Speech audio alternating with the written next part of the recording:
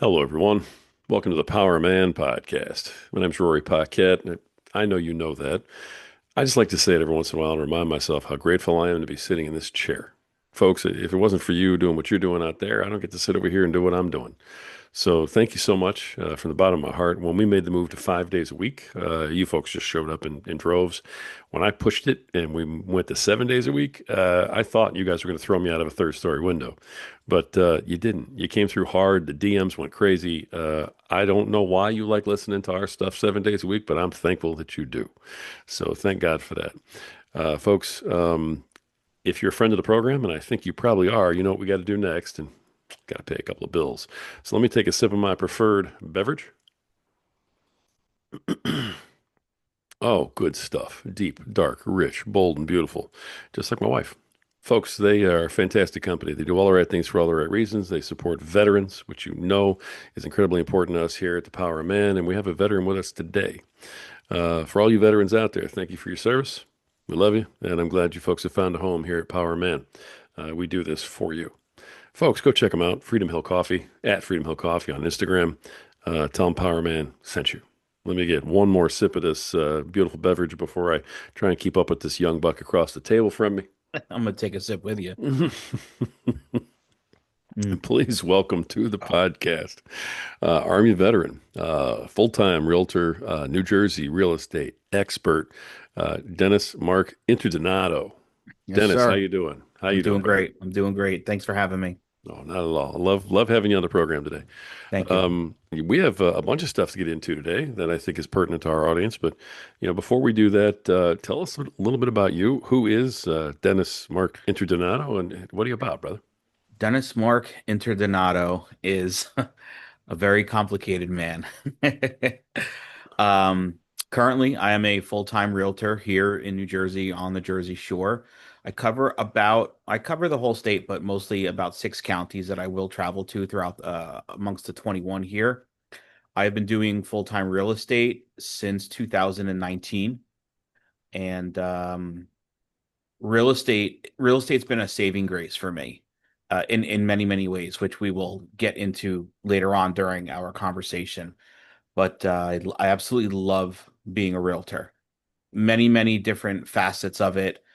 Naturally, we get into it. Most of us get into it for the money, but I learned along the way that the money will come when you really start caring about the people. And that has been a driving force in my business growing every year. Every year has been better than the next. And it never feels like work. It never feels like work. I am a experienced home builder and remodeler. I graduated college in 2002. Right out of college, I went to work for Enterprise, hated it, called my dad, who owned a family construction company, called him looking for advice, hung up the phone with a job with my dad, packed everything up, moved back home, started working for the family business, which was a residential building and remodeling company. He wasn't very busy at the time, but he had enough work to keep me busy. And I started at the bottom as a helper, picking up nails, sweeping floors, getting coffee, setting up the job sites before all the workers got there, just like anybody else. No special privileges, no boss's son type thing. Just another kid who got hired, and we'll see if he makes it or not. And that blossomed into about a 15-year relationship with my dad. Working for him, then working with him, then having him work for me. And that was quite an experience over time. Learned a lot of great lessons, learned a lot about myself, learned a lot about my father. It was certainly life-changing is a perfect way to put that in many different ways.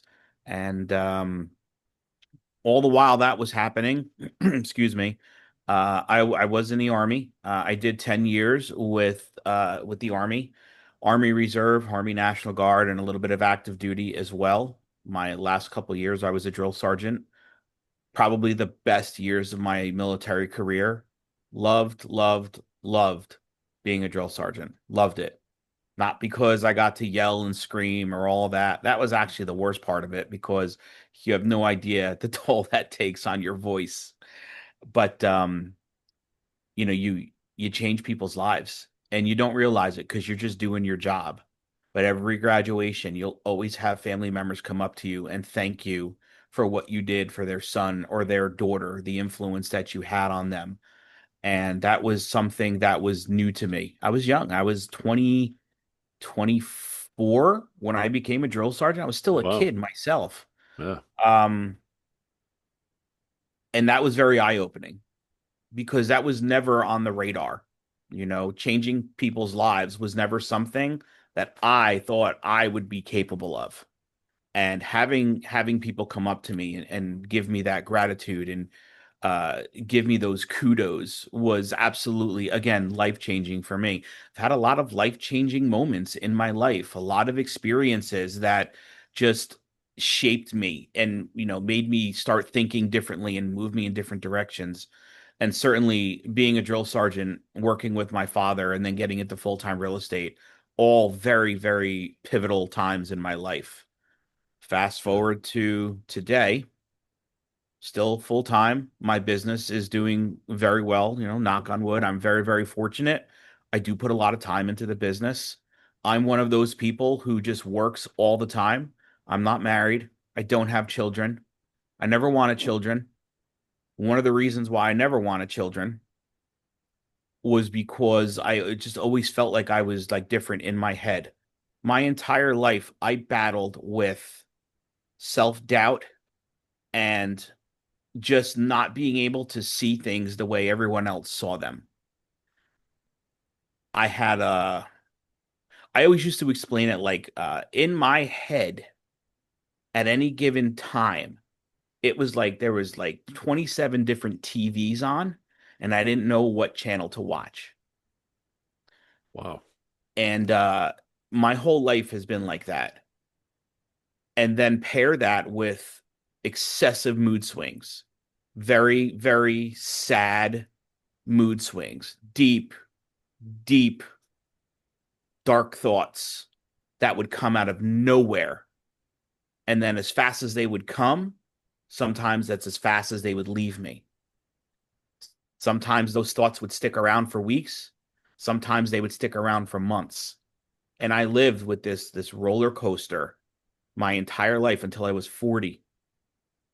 And I went and I started talking to a couple different therapists. I ended up getting diagnosed as being bipolar depressive. Hmm. And that gave me a lot of clarity about the first 40 years. Um, I have no, I have no regrets about my life, but I wish that I had found out sooner because my life probably could have been very, very different. Because I went through my first 40 years just thinking this was normal. Because when I was a kid, depression wasn't a thing. Yeah.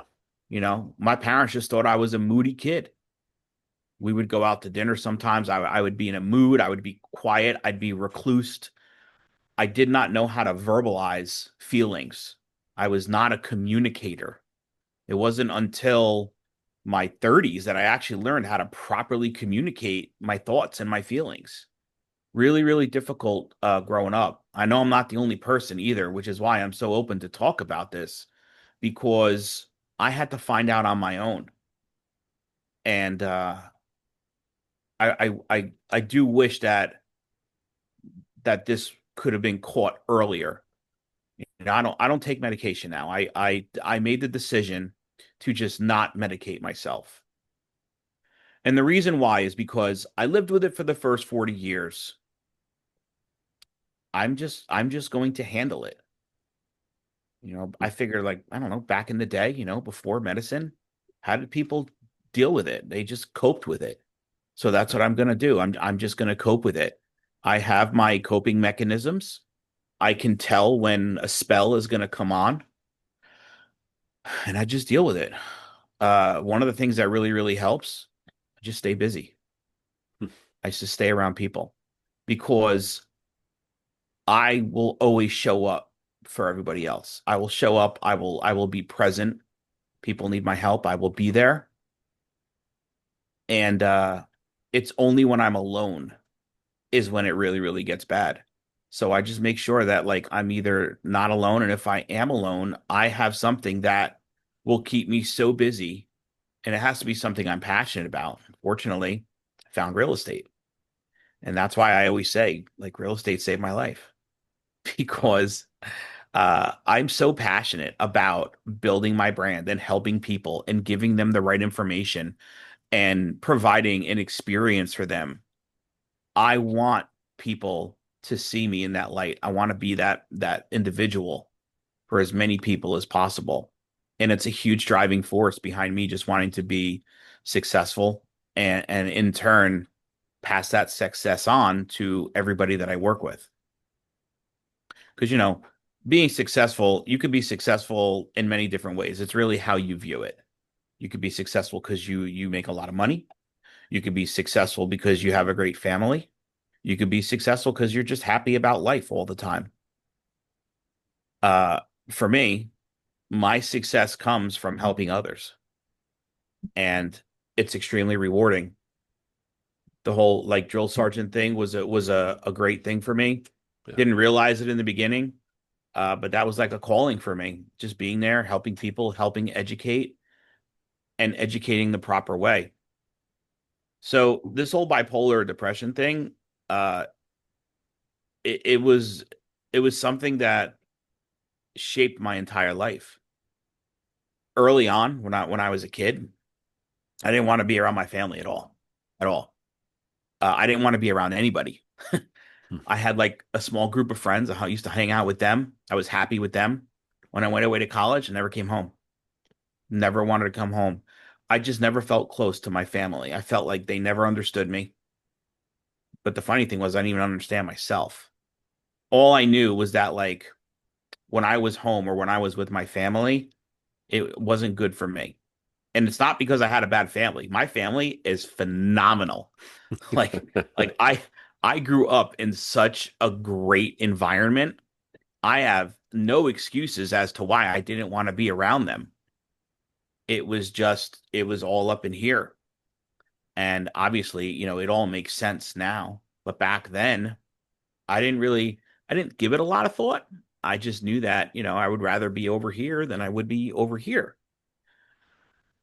When I started working for my dad, all of that changed over time. My father and I were actually we're very different, and we're very similar. A lot of my traits come from him, but he's a very passive person, and I am not at all. I am straight in your face. I am confrontational. I will I will jump to defend anybody without even thinking, which could be a bad thing. Whereas my father is a thinker and an observer. He will sit back and he will let everything else happen around him, and he will just observe and then wait for his time. I learned a lot of life lessons from that man. A lot of what he used to do in business when I was younger, I didn't understand it. I was 24, 25 years old, still a drill sergeant working for my father, full of piss and vinegar, and he's going through all these different problems sometimes on the jobs. And me and my brother, because my brother worked with the company too, we would be like, "Why are you letting this guy talk to you like this? Why don't you go get your money? Like, what are you doing?" And he's like, just wait, you'll see. It'll all unfold. And sure as shit, man, like my old man, he knew. He just knew because he had been around it for so long. He had been in business. That's the experience part. And just learning through observation was a really big thing for me. My Hmm. father is not a man of many words, or he wasn't. He talks a lot more now than now that he's retired than he did when we were in business. My father was never like a big communicator either. He was more along the lines of just like watch what I do and then learn. He was a great teacher as far as teaching the trade, though. He was phenomenal at that. And my brother and I both picked up different parts of the trades, which was great. Between the three of us, we're a master building company for sure. I don't know. Obviously, I can't do it like I used to do it, but the knowledge is still up there. It's just the body that doesn't want to move move that much Right. anymore, right? Sure. Um, Yeah. but learning from my father and literally like being next to him, I started out in the field shortly after that, like maybe like 2 years in, he pulled me out of the field and brought me into the office because the business really took off. And that's when I really started getting close to my father because we literally worked right next to each other day in and day out, 6, 7 days a week. My work ethic comes from him. I will show up even today with my real estate business. I'll be here at 7:30 in the morning and I will leave here 10 o'clock at night and I will not feel bad. I will be happy. I am happy that I am that busy. I feel Right. fortunate that I actually just get to pour myself into my business. And the fact that I am single and I don't have children, I don't have any responsibilities other than paying my house bills and taking care of myself allows me to do this. And I love to do it. But that all came from my father. Now, granted, it's a blessing and it's a curse because I don't do much outside of work. I don't take a lot of time for myself. And that's something that I certainly need to revisit and take a holiday here and there. But, you know, it's rewarding. It's just Yeah. super rewarding for me to be able to just pour into this and be here and have an office like within the office and then have another office at my house and just be able to go out, introduce myself to people, make new connections, uh, provide value and provide assistance to whomever needs it. It's a lot of fun. Work doesn't feel like work. It never with real estate, it never did. With construction, oh yeah, certainly did. Certainly did. Somebody said to me, I was talking to one of my clients the other day, and they said to me, "How do you deal with all the stresses from real estate?" And I looked at them and I said, "Once you have been in business for yourself in construction, nothing else compares to that stress." And I said to Wow. them, I said, "The stress that I have with real estate is nothing compared to the shit that I had to go through being in my own business in construction." I said, Wow. I don't miss chasing money. I don't miss the 2 a.m. phone calls because we ripped off a roof. And even though we tarped it properly, the wind blew the tarp off and now there's water pouring into somebody's house. I said, I don't miss any of that. I don't miss dealing with the townships. I don't miss scheduling inspections and then failing them or not being ready for them and having to reschedule and set the whole job back and then have to explain to the homeowner why. I don't miss any of that. There is not one aspect that I miss of that job other than working next to my old man every day. Nice. That's the only thing I miss. That's That's it. like every dad's dream, man, is to be able to like work with his son and build that legacy and, side by side, the whole bit. I mean, I It's assume crazy. he enjoyed it since you guys did it for so long. He loved it. He like my father's a self-made man. He had a very, very rough life growing up. There was not much there for him. There really wasn't much mentorship. He didn't have a father growing up. His father was alive, he just wasn't present. And his mom worked all the time and did whatever she did. She had him very young. So my father literally had to fend for himself. I mean, he was like 13, 14 years old, working on junk trucks back in the day, breaking down all different types of metal and everything just to make money, just so he could help pay the bills at home. Hmm, He's always been a provider. And there's so much respect for my dad that's awesome. because through all the shit that he ever went through in his life, I never heard him complain. Like the level of grit in this man is so high. And I'm so fortunate that like I had somebody to look up to like that. But I never appreciated it until I started working with him. And I'm like it's a straight blessing. It really was. Like however my life turned out, however it panned out, whatever it was that led me to go work with my father, all the decisions that I made, like they may have been the wrong decisions, but they were actually the right ones. Nice. Did your father know about your depression, at that time when you were dealing with it so hard? No, nobody did because I didn't. My mom and my dad, I I complained so much as a kid. My parents just like stopped paying attention to it. Hmm. I complained about everything, everything. Like the boy who cried wolf, Right.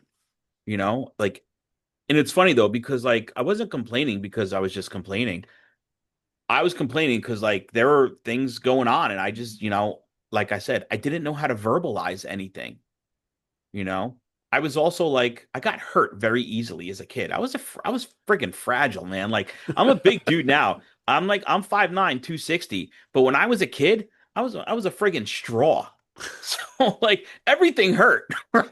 So every anytime something happened to me, it hurt me. I was like, "Ow, I heard this, I did that, whatever." Like I remember like back in sixth grade, my brother, we were all playing like in the grade school the back end of the grade school. Uh-oh. Am I glitching here? That's probably Little, I can hear you. Yeah, I that's just, my that's my camera just glitching on us. Let's see if that fixes it. you look So good. Yeah. I remember back in sixth grade, we were all back in the playground behind our grade school, and my brother like just gets into a fight randomly with these kids. So naturally, I am going to unplug this and then plug it back in. No problem. This Uh, happens, man. You yeah, know, during these episodes. So don't there we worry. go. That should work there. It might happen again, but we'll see. That's all right. You're doing All great. And right, I can hear you perfect. So very good. there Okay, you go. so I turn around and my brother's in a fight. So naturally, big brother, I run over, I start fighting these kids. I end up breaking my hand, right? And I always complain, like I said, I complain so much. I complained to my parents that I think I broke my hand. They didn't believe me. So they didn't take me to the hospital. My hand is fucked up now because of that, man. Like it is like I don't it's hard to see, but like my knuckle is all the way back here from Oh, that wow. fight. And that's been like that since sixth grade. So, like I said, like growing up, it was tough for me. Mentally, it was tough. I did not have a bad childhood, but I was messed up. And there was no help for it. My parents, they never thought to just be like, let's just go bring him to a shrink. Let's go have him talk to people, something. Right. It was never even a thought. And I don't blame them for it because like I said, back then it really wasn't a thing. So, No. I just dealt with it. I just dealt with it, but it certainly did shape me for like the next 20 years. Yeah. Um, but like I said, 40 years old, I decided to go talk to somebody because I had had enough. And I knew something was wrong. I just didn't know what the hell it was. And then when I found out what it was, I said, "Well, at least I know now." And now, like it just gave me so much clarity. It actually helped. Like getting the diagnosis helped so much. And it allowed me to just make a decision as to how I want to go about with the rest of my life. So, I just decided I'm just going to deal with it, man. I'm just going to roll with it and see what happens. I will say this though. If it ever gets to a point where I feel it's getting away from me, where I cannot control it anymore, I will go back and start talking to someone and most likely try and try and fix it with medication. But for right now, I just don't want to. Sure. I just don't want to take any medication. I truly believe I can beat this. And I want to be that person that everybody else can see make it happen. Nice. And, maybe be a beacon for other people that go through it and be like, you just got to focus on it. Like, you got to remember like what's important, even when you're going through it, even when you're in the middle of it, even when you're in the most depressing parts of it, because it's like a roller coaster. It comes and goes as it pleases. Like having bipolar depression, it's like the depression has a mind of its own. It's like, who am I gonna mess up today? Like, what day am I gonna mess Dennis up? Dennis is having a great week. I'm gonna wake him up tomorrow morning and he's gonna want to kill himself. Like this is because it does get drastic like that. Yeah. I've had nights where I've gone to bed perfectly normal, nothing wrong, and wake up the next day and like the sky is falling. There is no rhyme or reason to it at all. That's the hard part. That's the part that I just tried to deal with. Sure. And like I said, sometimes it'll stick around for a couple days, sometimes it'll stick around for months. I had a spell a couple years ago. It was about 6 months. It was rough, man. It was just rough, and I was in it, and nobody knew it. Nobody knows unless I talk about it. Because the way I am right now on this show with you, this is what I'm like every day in front of people. I put this face on no matter what I'm going through. I am consistently this. Okay. But behind closed doors,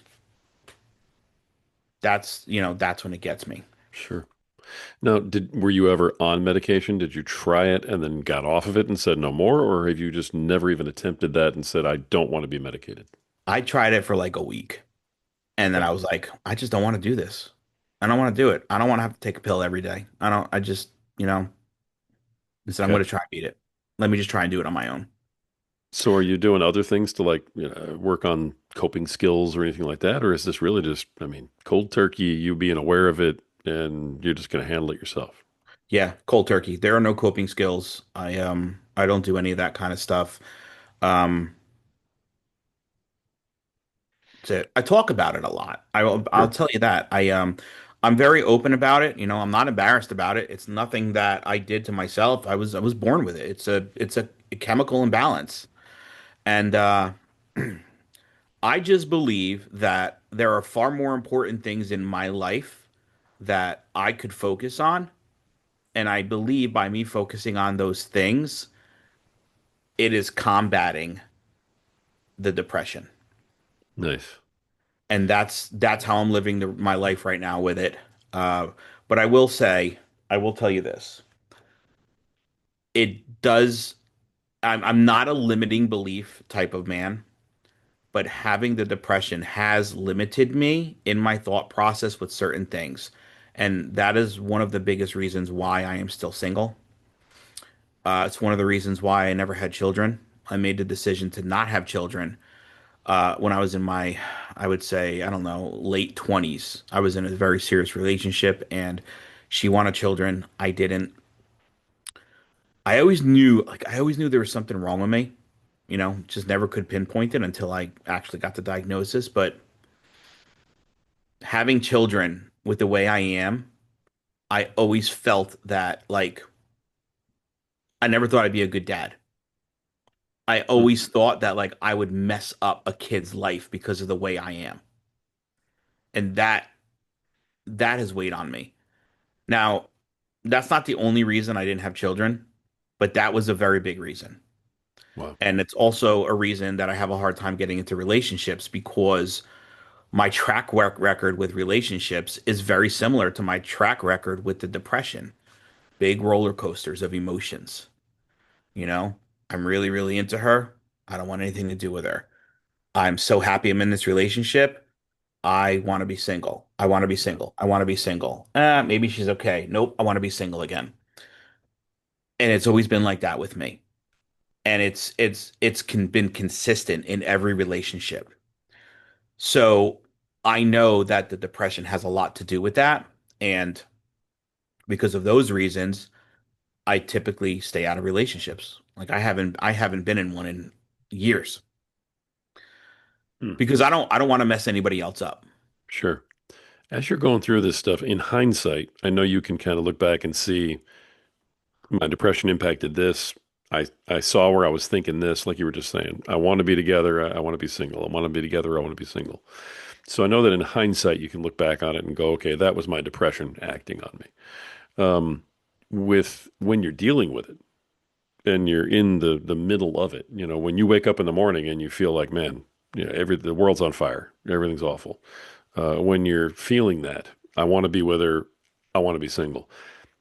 Are you able to recognize while you're in it that this is the depression attacking me here, so I need to just get through this somehow? Or is it always somehow get through it and then in hindsight you realize what happened? That's a great question. So I actually haven't been in a relationship since I had the diagnosis. Uh, So I've never actually encountered that situation since I've changed the way I think about things. okay. How about the other stuff? I mean, when if you're thinking, hey, the whole world is terrible, my real estate business is awful, any of these types of things that come in your mind, can you identify it then, or The, again, is it like afterwards? the funny thing about that is it has never affected my business. No That's kidding. that's the one thing that like I absolutely refuse to let go of is that no matter what, the show must go on. Because if I'm Wow. not making money, I'm out on the streets, Well, right? sure. Yeah. So I don't know what it is up here that has made me so aware of whatever you do, do not let your business suffer, but it never has. It never has. I'll take a couple days sometimes, you know.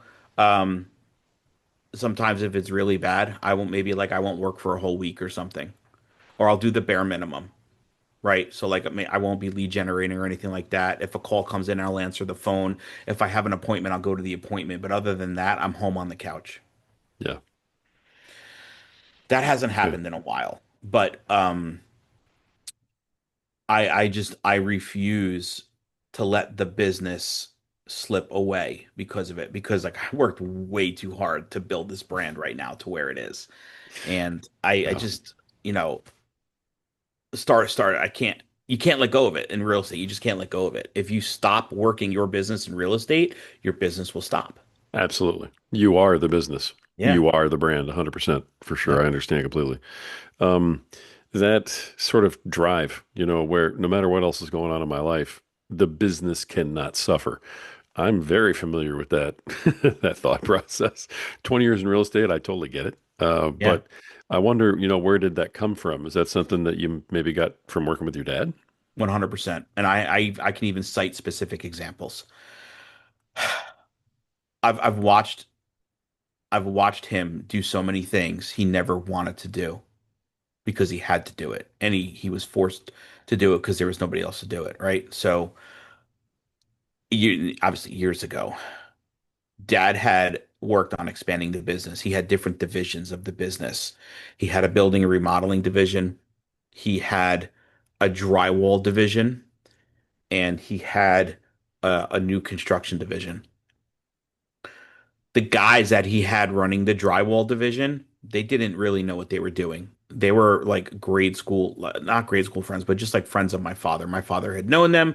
They were kind of in the industry. My father basically gave them jobs and kind of mentored them, but they were all his age. Long story short, these guys screwed up and they lost a very, very big job for my father. But my father is such an honorable person that he went back and ate friggin' crow to get the job back from these people at a lesser price point and promised to finish everything before the originally contracted timeline. Hmm. And this guy was getting up, and he's like in his late 50s when he's doing this. He's waking up at like 4 in the morning to drive like an hour and a half and go put his friggin' tool belt back on with my brother at the time. This was before I was even in the business. And for like 2 months, 3 months straight, he worked every day physically on that job just just to save his name and his face. And they still ended up screwing him at the end. And he was like, I did the right thing, so it's okay. Wow. And I mean, if you don't mind me asking, how'd they screw him in that scenario? They just not pay him? yeah, yeah. I get really emotional about dad Yeah. because he never stood up for him. Like my father would never stick up for himself. He would just let people say whatever to him. But me and Kevin, my brother, we never let that happen ever. When we started working for him, my dad's life changed because he finally had two friggin' pit bulls behind him. And we would like that was one of the things where we would always say to him, like, why do you let them talk to you like that? Like, why do you let them disrespect you and all that kind of stuff? And there are certain things that we still never agreed upon with my dad. Like he would do certain things, and like one thing growing up is I would never let anybody talk down about my family, anybody. Like there's just a certain way to talk to people, right? And my father just let people just like go off on him or whatever. Hmm. And me and my brother, we put a stop to that, but this one we couldn't. It was just beyond us, and it was well, also, like I said, this was before I was even in the business. My brother was with him at the time, and I was still in college, I think, when this happened. So my mindset was completely different at that time. But hindsight, looking back on everything now with the relationship I have with my dad, Yeah. I like I feel for him. I hate that he had to go through that. But I can tell you this, that shit never happened again after me and Kevin, like after I went into the business and me and my brother were there, it never happened again. Yeah. Here's another great story. So my father was working on another job. This was local in the town that we do business in. There was a subdivision. We had contracted a drywall job. And again, something happened on the job. The guys that my father had working, they screwed up and they wanted to cut my dad out of a bunch of money that they actually owed him. It was the job super at the time. He was a friggin' punk. He was a punk kid, and he just, for whatever reason, he just didn't like my dad, which is weird because everybody likes my dad. I've never met somebody that has said like, your dad's weird or whatever. Like everyone was always like, your dad is incredible. He's amazing. He's a passive man. He's, like I said, he wasn't a man of many words. Like there wasn't much that you could say. There was no reason why you could say you didn't like him, but for whatever reason, this friggin' kid just, he must have, I think he just had it out for our company. Well, he didn't know that my brother caught wind of what he was doing to my dad. And unbeknownst to my father, my brother is a tough dude. My brother showed up to that job site one night when he knew that guy was there, and my brother physically put him through a wall. I'm not kidding. Wow. I'm not kidding. And it's funny because my brother is an actor now. And one of the movies my brother did years ago was about our life growing up. There were many, many parts of the movie that were about our life, and that situation made it into the movie. Um, Nice. Needless to say, my father lost that job after what my brother did, but nobody cared because the justification of sticking up for my father far exceeded the fact that we lost money on that job. Wow. I And I understand that. think and I think my father finally started understanding that he needs to start sticking up for himself because after that happened, my father changed. And there were multiple times on job sites where people started going at my father and he started defending himself. Nice. I remember one job in particular, we had a large crew at one time. We had about 15 guys working for us. And there was about six of us working on this one house one day, and we're inside the house. We're doing interior renovation work. We're upstairs, and my father's downstairs talking with the wife. And the wife is screaming at my father for something that had nothing to do with him. And all of a sudden, I heard my dad screaming at this woman, and we all stopped working.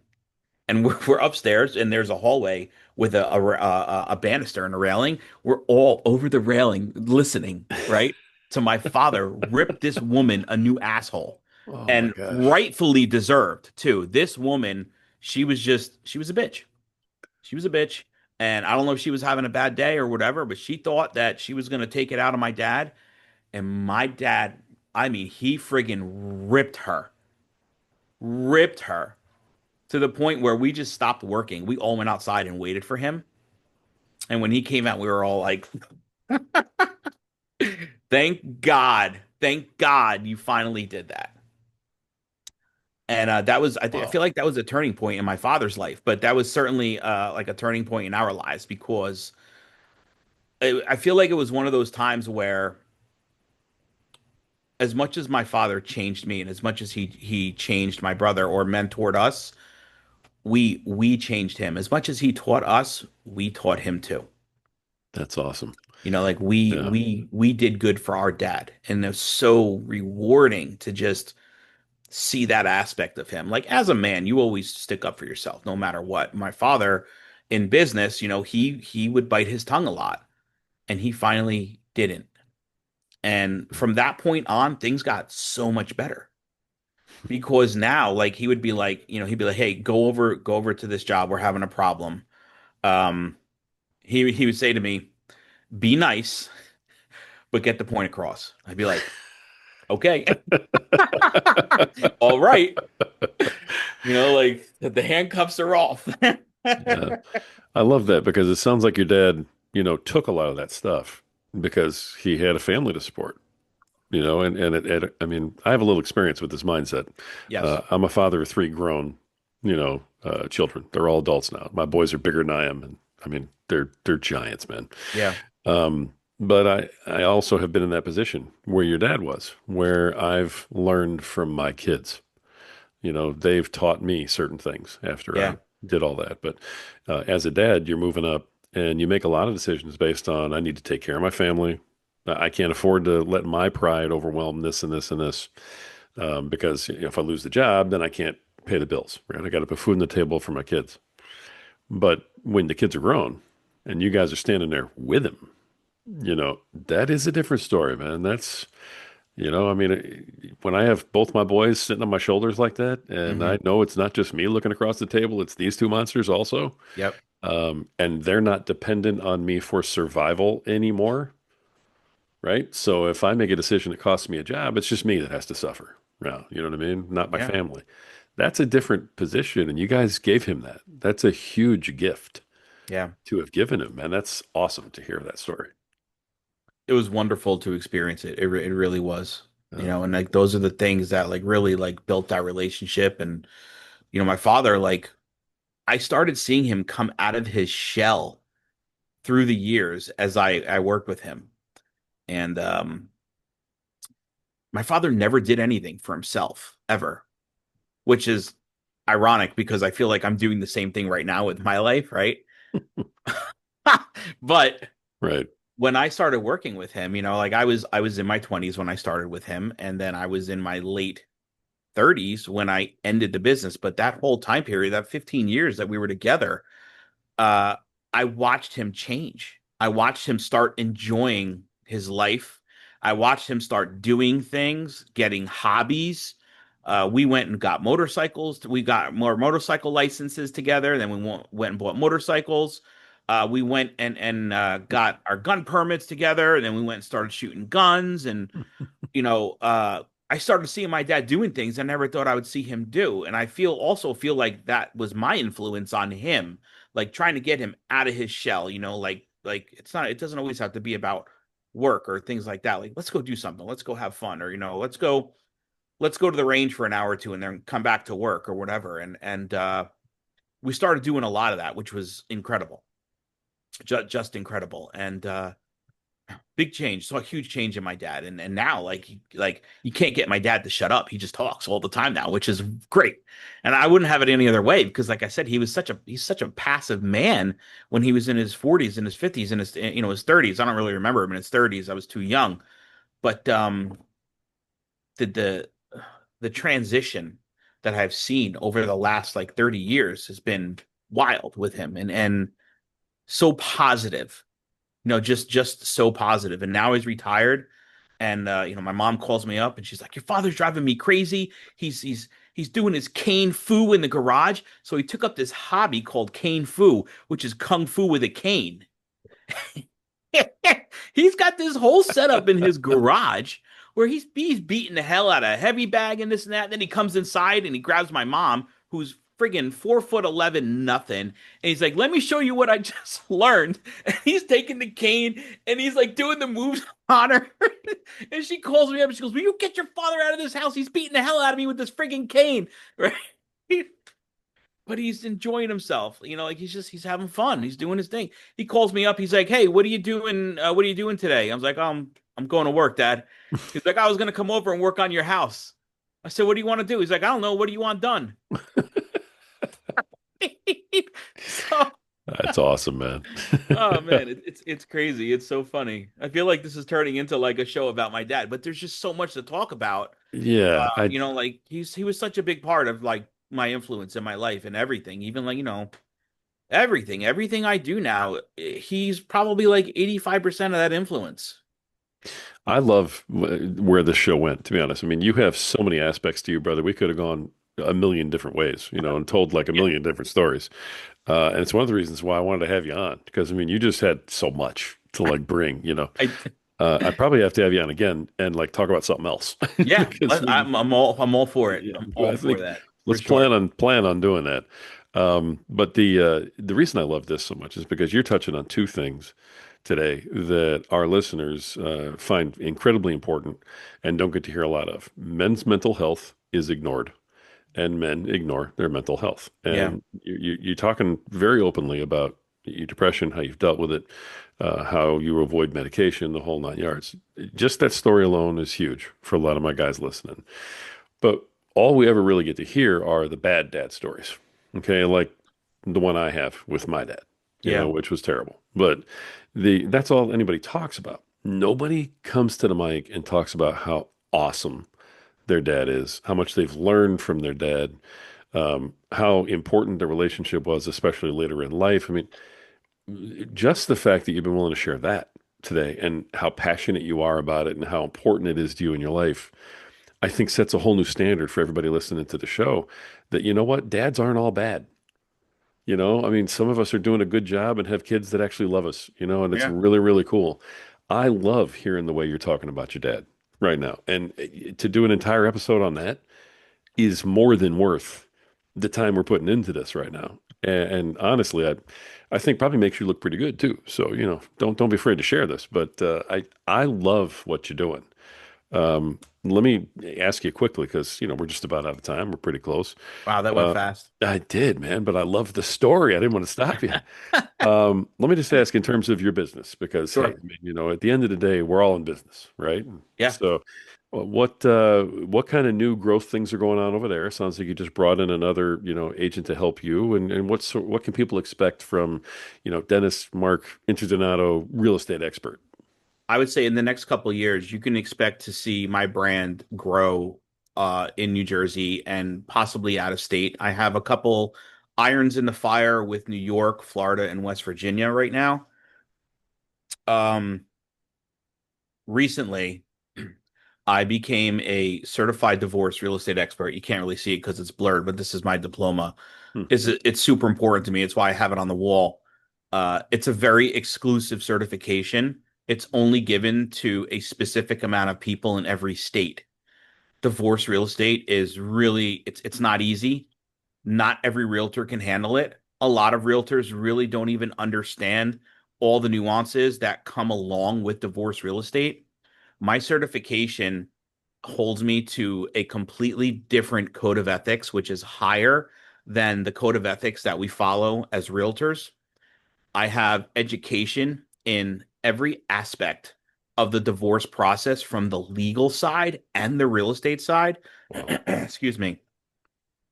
I've also been tested twice. One was a big book test.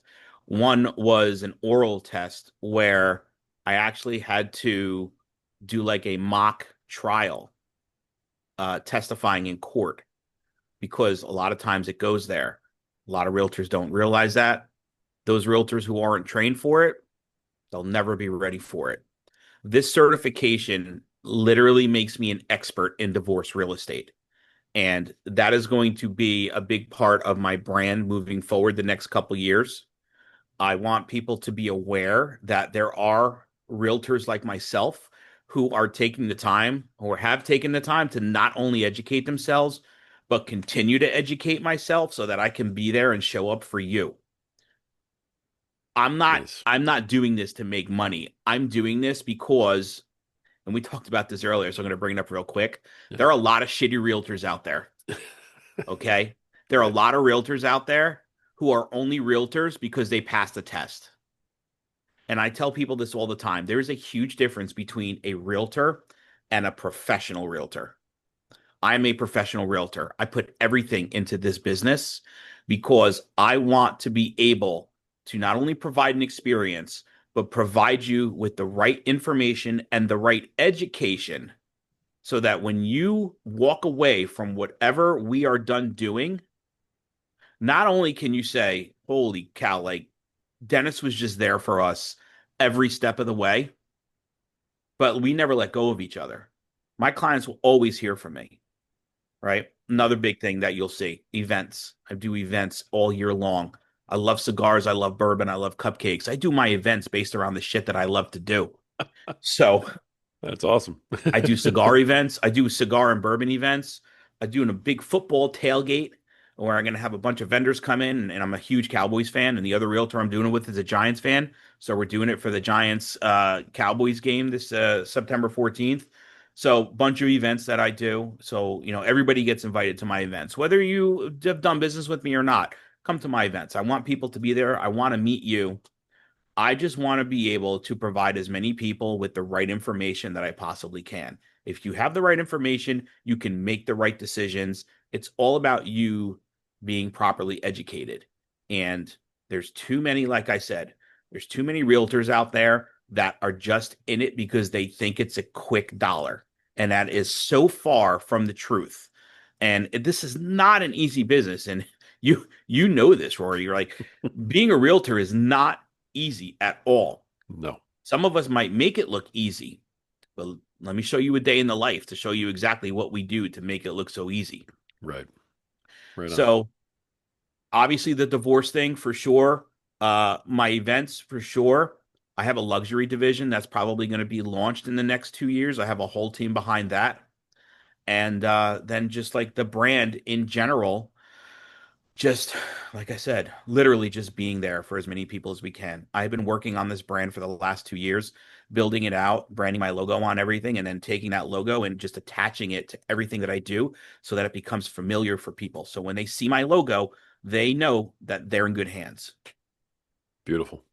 I love that, man. I mean, you launched right into business mode. I knew you would because Yeah. I mean, I can see how sharp you are from here. So, Thank you. Appreciate it, man. but we're similar creatures, I think. Yes, A lot of real estate in my background. So, I love it, man. Certified divorce real estate expert is huge, it and is. I just was reading something about that, dude. That's Mhm. congratulations. Thank you. That is really big. I'm gonna make sure that's in the show notes and stuff. Great. As we kind of bring this to a close, and I mean, seriously, brother, I got to have you back on. So tell me Let's do right it. now on the air that you're going to come back on with me Great. because Great. we got a million. We could do an entire episode just talking about real estate. You know what I mean? But I love it, and I love today's episode. I think it's going to impact a lot of people, and I Thank thank you you. for bringing it here. My Tell pleasure. everybody how they can reach you if they want to reach out to you. I mean, especially in New Jersey. I mean, we have a Hmm. big East Coast following. I don't It's know if it's really, because I'm really easy. Italian too or what, but hey, Yeah. I'll take it. So. How do they reach you, man? Super easy. Look, I'm always accessible, right? It's important that I am that way. 732-598-2672. It's my cell phone. Text me, call me. If Cool. if you're not about talking on the phone or whatever, you could just search Dennis Mark Interdonato or Dennis Mark Realtor. I'll pop up. I know I will because I work very, very hard on making that happen. And you can follow me on any of my socials. The only social you won't find me on with that name is TikTok. My handle is red, white, and real estate on TikTok. On Like red, TikTok. white, and blue. I had to do something with like, red, white, and blue. So Sure. TikTok it was.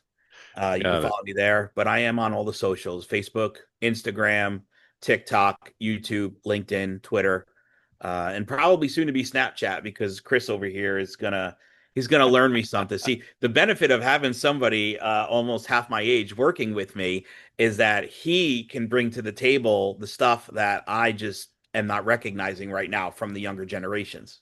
Nice. Nice. Yeah. Always learning, man. Yeah. Always learning. You have to Gotta always, love it. Love it. always. Yes. All right.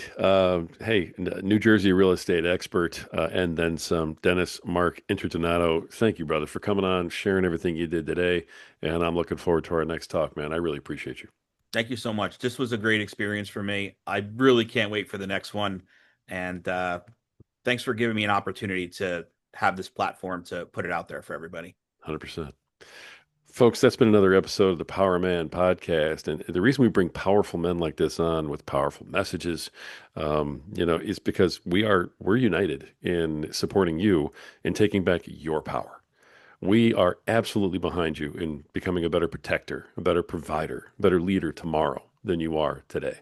We're behind you in becoming a better father, better husband, a better man tomorrow than you are today. And the reason that we are, and the reason that you need to look into doing that, and the reason you got to go for it is because you have value. You matter. And at some point, you have to believe it. Until next time.